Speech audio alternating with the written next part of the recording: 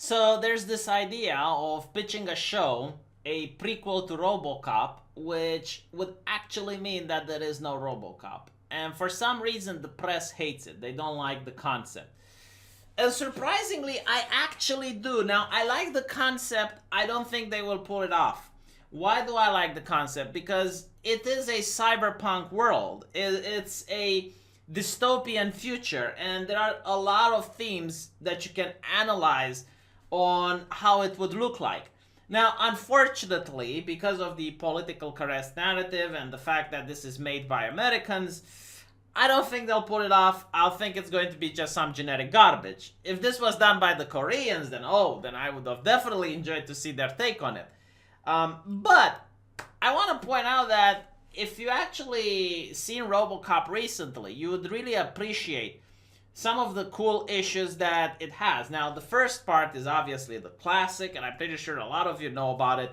And it was very edgy when it came out. Like that's the whole thing about RoboCop. It has to be edgy. It has to go against the current Hollywood culture. It has to be so different than any other movie that would have to be like Phoenix Joker in order to be good, right? So the reason I'm saying this is that when the first RoboCop came out, it had a lot of curse words, it had a lot of blood, and it actually got censored from television. They had to redub all of the acting in order to make it sensible for the audience, because even back then you had political correctness. It was just a different type of political correctness where you had to use the, less curses and less blood. Things that are now completely acceptable in the West. Like, you can show as much blood and curse as much as you want, just as long as you have the correct politics. So here's why I don't think they would be able to remake the RoboCop, because the story from the second movie, the sequel, would not be allowed to air today. You would have leftists freak out about it. They would try to get it to shut down. And here is why. Now, a lot of people probably don't know the story from the second movie, and most of the people that do, they don't regard the second movie to be as good. I think it's a cultural gem. All right, so I'll tell you what this movie is about. Now, RoboCop is going to try to stop some gangsters, and he ends up being destroyed. But they manage to recover his brain and his CPU so they can reconstruct him. And as they're reconstructing him, they're bringing this lady called Dr. Juliet Fax. Now, Dr. Juliet Fax is, I guess, the version of a diversity officer for back in the day. She is the head of the attitude adjustment at a company, right? They don't call it attitude adjustment anymore. They call it diversity. It sounds better, right? It sounds better, like attitude adjustment. That sounds like, controlling people's minds. That's not very progressive. That's fascistic, right? But anyway, like, that's what she was doing. She was doing attitude adjustment. And initially, RoboCop used to have 3 directives and a secret directive. So the directives were serve the public trust, protect the innocent, and uphold the law, right? Like, these were what the builders considered that every police officer should have in order to do their job. Now, the secret directive was a main plot in the first one that says any attempt to arrest a senior officer results in a shutdown. So obviously, the company which made RoboCop didn't want for that particular police officer to be able to arrest them. It talks a little bit about corruption. It talks a little bit like what would happen if you'd have a privatized police force. It's like corporations would be able to donate money to the cops, and the cops would have to turn a blind eye. But that's the first movie. In this one, as RoboCop gets remade, this lady, Juliet Fax, the head of the attitude adjustment, decides to add 278 extra commandments.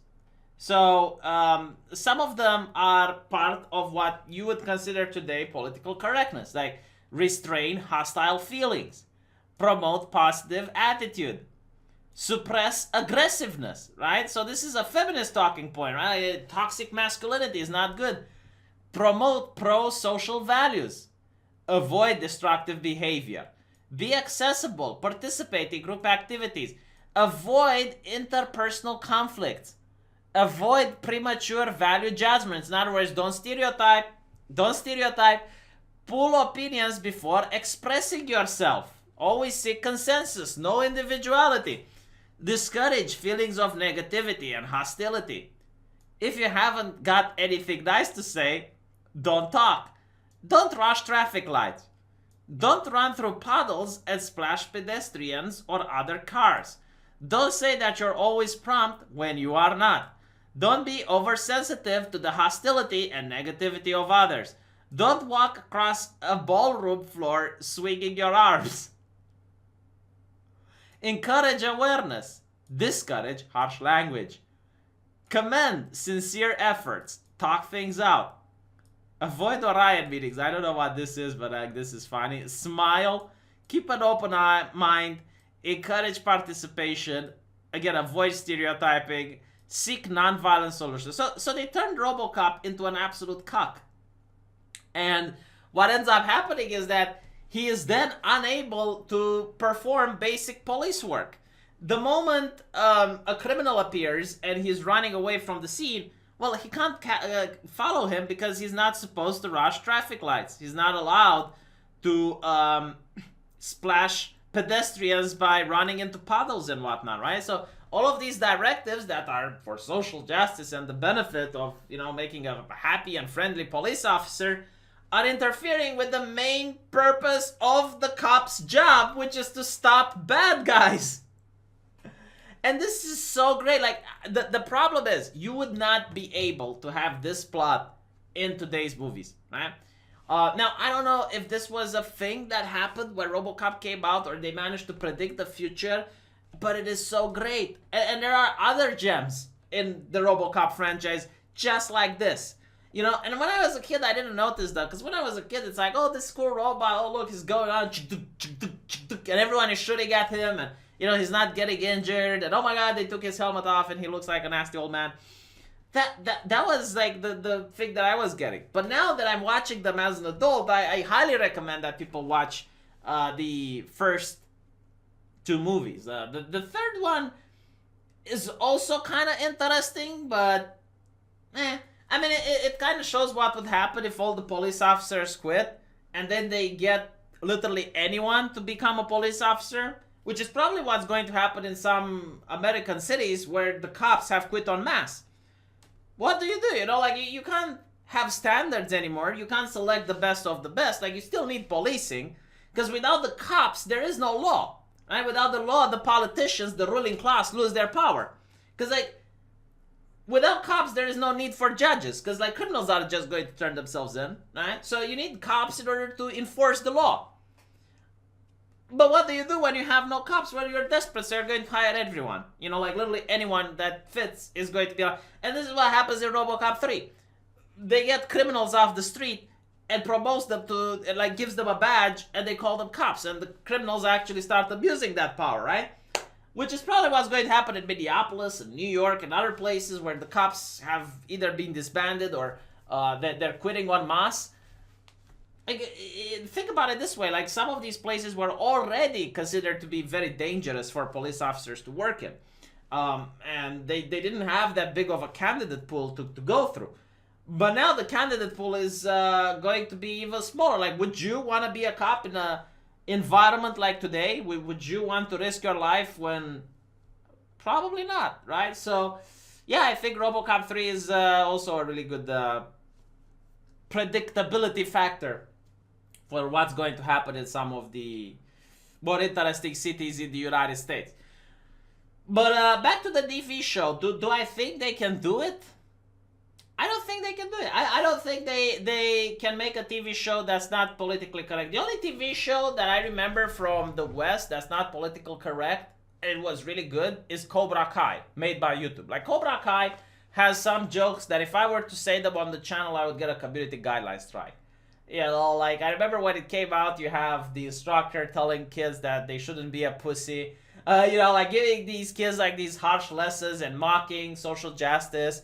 There's even a scene where the karate instructor picks up a phone and he goes yeah, we train girls here as well. It's what do you mean, non-binary? Are you pulling my leg? Is this a prank call? And he hangs up. And, you know, like they have these things, and because of the edginess, which it's kind of funny that this is now considered edgy. Yeah, like teenagers are attracted to edginess. Teenagers are all about breaking the rules, right? And I'm sorry to say it, but we live in a society where the word fuck and even the word cunt aren't edgy anymore. What's edgy is the N-word and mocking the idea of non-binary gender. Like that's edgy. Now, I'm not saying you need to go with that edge, but you need to start breaking some boundaries, you know, and if you want teenagers to look at it. I mean, I remember South Park. South Park would constantly just use N-bombs and talk about the Jews and whatnot, and it's all with Beavis and Butthead and others. Again, I'm not saying that you need to say this, but, like, let's be honest, the word fuck doesn't have the power it used to anymore. There are other words far more dangerous than the word fuck. So if you're going to go with Robocop, which is renowned for having such bad language that it got censored from TV, well, you're going to have to, you know, find some words that are definitely unacceptable to say and use them if you want to have, like, the same spirit and the same vibe, which is why I don't think they're going to do it. Let me know what you think, and I'll see you guys in the comment section.